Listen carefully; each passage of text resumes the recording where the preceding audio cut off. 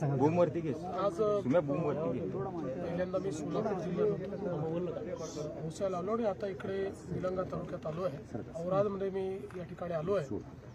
इथे मोठ्या प्रमाणात दोन नद्यांचा जो संगम आहे, मांजरा आणि तेरणा, त्याच्यामुळे जी काही मांजरा नदी आलेली आहे आणि तेरणा नदी आली आहे यांचा जिथे कॉन्फ्लुएन्स होतो त्या ठिकाणी बॅकवॉटर मोठ्या प्रमाणात जमा होत आहे आणि ते आउटफ्लँक होत आहे आणि त्यामुळे या सगळ्या गावात पूर्ण पाणी शिरतं आहे आणि विशेषतः शेतकऱ्यांना पूर्ण कंप्लीट त्यांची जी शेती आहे ती पाण्याखाली गेलेली आहे. म्हणजे आपण स्वतःही पाहू शकतो की मोठ्या प्रमाणात सगळं पाणीच त्या ठिकाणी दिसतं आहे.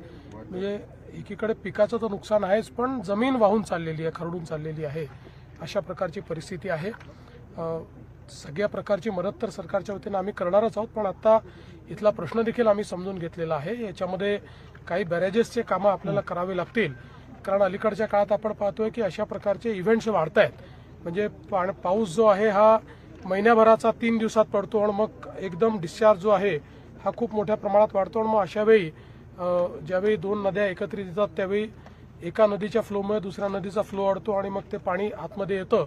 आणि म्हणून त्या ठिकाणी काही बॅरेजेस आता सुचवलेले आहेत आपले संभाजी पाटील निलंगेकरांनी, ते आम्ही तयार करणार आहोत. आणि एक आपल्याला पूर संरक्षक भिंत देखील या भागामध्ये बांधावी लागेल, तरच आपण इथल्या शेतकऱ्यांना आणि गावकऱ्यांना त्या ठिकाणी मदत करू शकू.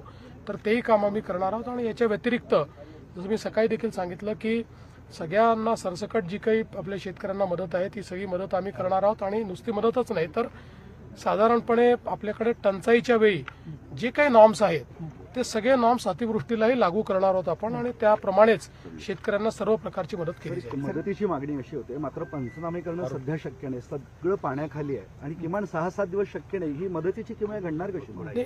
असं आहे की पंचनामे जे आहेत ते जेवढे आमच्याकडे येत आहेत त्याच्यावर आम्ही कारवाई चालू केली आहे. बाकी आम्ही सांगितलंय जिथे करणं शक्य नसेल तिथे नुसतं ड्रोनने देखील पंचनामा केला तरी चालेल. ड्रोनचा पंचनामाही आम्ही मान्य करून घेऊ.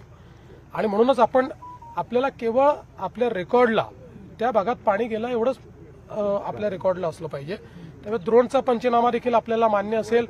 कोणी मोबाईलवर फोटो काढूनही आपल्याला दिला तरी तो पंचनामा आपण मान्य करू, काही अडचण नाही आहे. त्यामुळे कुठेही, आणि आपण सगळ्यांना यंत्रणेलाही सांगितलंय की यंत्रणेनेही थोडं लिनियंट राहिलं पाहिजे. अशा वेळी खूप नियम सांगणं वगैरे करू नये. जास्तीत जास्त जी काही मदत करता येईल ती करायची. ही दिवाळीपूर्वीच आपण मदत देणार आहोत. आपले जे एनडीआरएफचे नॉर्म्स आहेत ते आता केंद्र सरकारने रिवाईज केलेले आहेत. ते रिवाईज नॉर्म्स पूर्वीपेक्षा त्यांनी वाढवलेले आहेत. त्याच नॉर्म्सने आपण मदत करणार आहोत. मागच्या 60 वर्षात एवढा पाऊस पडलेला आहे, पर्यावरणाचा समतोल बिघडलेला आहे. त्यासाठी शासकीय स्तरावर काही प्रयत्न केले होते? नाही, हे खरंच आहे. आणि म्हणूनच आपण आता नानाजी देशमुख कृषी समृद्धी योजना जी मराठवाड्याला लागू केली आहे ती योजना ही क्लायमेट रेझिलियंट ॲग्रिकल्चर ज्याला आपण म्हणतो, म्हणजे वातावरणाच्या बदलाचा परिणाम न होणारी शेती. तर अशा प्रकारच्या प्रॅक्टिसेस या डेव्हलप करायचा प्रयत्न त्या योजनेच्या माध्यमातून आपण करतोय. वर्ल्ड बँकेने जवळपास 6,000 कोटी रुपये आपल्याला त्याला दिलेले आहेत. याच्या व्यतिरिक्तही आपल्याला आताचे जे काही हे बदलते पॅटर्न्स आहेत या पॅटर्न्सवर आधारित आपल्याला काम करावं लागेल. पण हे लॉंग टर्मचं आहे. आज तातडीची मदत देणं गरजेचं आहे. मला एक गोष्ट आपल्याला सांगितली पाहिजे की यावेळी आम्ही सगळ्यांचे पंचनामे येतील मग आपण ते देऊ मदत. 6-6 महिने अनेक वेळा मदत मिळत नाही. यावेळेस आम्ही ती पद्धत बदललेली आहे. जसे एका तालुक्याचे आले, एका गावाचे आले तरी आम्ही त्या ठिकाणी मदत करतोय. कालच आपल्याला माहिती आहे की जवळपास 2200 कोटी रुपये काल आम्ही रिलीज केलेले आहेत. त्यामुळे दिवाळीपूर्वी आम्ही सगळ्यांना मदत करू. ओला दुष्काळ जाहीर करा अशा पद्धतीची मागणी होते, मात्र ती टर्मच नाही कुठे असंही सांगण्यात येतं. मग काय सत्य असं आहे, ओला दुष्काळ ही बोलीभाषा आहे. आपल्या एकूण जे काही दुष्काळाचं मॅन्युअल आहे याच्यामध्ये ओला दुष्काळ अशा प्रकारची कुठली व्यवस्था नाही. तथापि मी त्याचा अर्थ असा समजतो की साधारण दुष्काळाच्या काळामध्ये ज्या ज्या आपण वेगवेगळी सूट किंवा वेगवेगळ्या योजना राबवतो त्याच्यातले पिण्याच्या पाण्याचा दुष्काळ नाही तर पिण्याच्या पाण्याची सोडून बाकी सगळ्या योजना इथे राबवल्या पाहिजेत, ते आपण राबवू. त्यातले सगळ्यात प्रमुख काय असते तर आपण विजेचं जे बिल आहे ते विजेचं बिल आपण रद्द करतो, म्हणजे ते तेवढ्यापुरतं स्थगित करतो. पण आता तर आपण विजेचं बिलच घेत नाहीये, त्यामुळे विजेचं बिल आपण घेणार नाहीये. याच्या व्यतिरिक्तही टंचाईच्या वेळी ज्या ज्या आपण उपाययोजना लागू करतो त्या उपाययोजना लागू करा असा त्याचा अर्थ आपण घेऊया आणि ते आम्ही करणार आहोत. बऱ्याच शेतकऱ्यांना बँकेचे पत्र आलेले आहेत की कर्ज नाही असं आहे की आता तर खरीपाचा हंगाम सुरू झालाय, त्यामुळे आता कर्ज भरा अशा पद्धतीचं काही कारण नाही. आता तर कर्ज आता घेतलेलं आहे शेतकऱ्यांनी. हे कर्ज भरण्याची वेळ तर वर्षभरानंतर येणार आहे. काहींना जुने असू शकतात, पण अशा परिस्थितीमध्ये जर कुठली बँक वसुली करणार असेल तर ती करू नये असं त्यांना सांगण्यात पाहणी केल्यावर ही भरपाईचं बोला असं विरोधक म्हणताय. असं आहे की विरोधकांनी तर भरपाई कधी दिली नाही, पण हे पहिलं सरकार आहे की ज्यांनी पाहणीपूर्वी भरपाई दिली. पाहणीपूर्वी 2200 कोटी रुपये रिलीज करून पाहणी करण्याकरता आम्ही आलेलो आहोत. त्यामुळे मला असं वाटतं की शेतकरी ज्यावेळेस आपला दुःखी आहे अशा काळामध्ये निव्वळ राजकारण करायचं हे योग्य नाही आहे. कधीतरी त्यांनी आरशात पाहिलं पाहिजे. त्यांच्याही काळात वेगवेगळ्या वेळी अशा प्रकारची आपत्ती आल्यानंतर ते कसे वागले, त्यांनी काय केलं हे त्यांनी बघितलं पाहिजे. सरकारने जे जास्तीत जास्त शेतकऱ्यांकरता करता येईल ते केलं पाहिजे.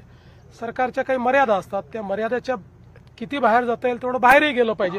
ते जाण्याचा प्रयत्न आम्ही करू. सर, मोठ्या प्रमाणात बॅरेजेसचे बरेचसे जे केटीवेर आहेत, बॅरेजेस आहेत, त्याचे दरवाजे उघडले गेले नाही, टेक्निकल प्रॉब्लेम आला, त्यामुळे पाणी मोठ्या प्रमाणात शेतात गेलेलं आहे, नुकसान झालंय शेतकऱ्यांचं.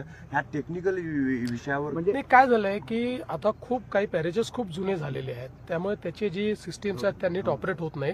त्यामुळे आता याचा एक रिनोव्हेशनचा कार्यक्रम आम्ही हातामध्ये घेऊ, तो नव्याने तयार करू आणि अशा प्रकारच्या बॅरेजेसमध्ये आता नवीन पद्धतीचे दरवाजे हे आता तयार झालेले आहेत, जे अधिक एफिशियंट आहेत.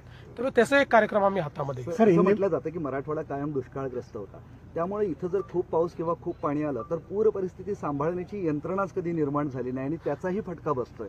नाही, हे खरं आहे. म्हणजे इथे पूर तसा फारसा कोणाला माहिती नाही, पण यावेळेस तो पूर आलेला आहे. पण त्याहीपेक्षा कुठलेही म्हणजे जिथे पूर येतो तिथेही इतका जर पाऊस एकत्रित आला तर त्यावेळी धरणाचं पाणी सुटतं, फ्री कॅचमेंटमध्ये जो पाऊस पडतो त्याचं पाणी, त्यामुळे ते हँडल करणं कठीण आहे. म्हणूनच वातावरणातल्या बदलाचा जो परिणाम आपल्याला पाहायला मिळतो आणि म्हणजे हा दुर्दैवाने पूर्ण भारतामध्ये आपल्याला दिसतोय. म्हणजे आज भारताच्या अन्य राज्यात तो आपल्याला दिसतोय. त्यामुळे गांभीर्यानेच याच्याकडे बघावं लागेल.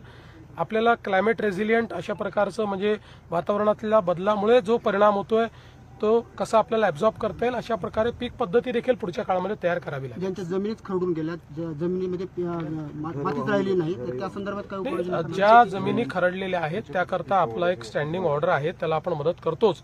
पण आता आमच्याकडे मागणी आली आहे की ही मदत कमी पडेल, ही वाढवली पाहिजे, तर ती सरकार वाढवेल. मराठवाड्याचं मोठ्या प्रमाणावर नुकसान झालेलं आहे, मोठे पॅकेज निश्चितपणे आम्ही मराठवाड्यामध्ये नुसतं शेतीची मदत नाही तर आता जिथे रस्ते खराब झाले आहेत, इन्फ्रास्ट्रक्चर खराब झालं आहे, त्याला सगळ्याला मदत.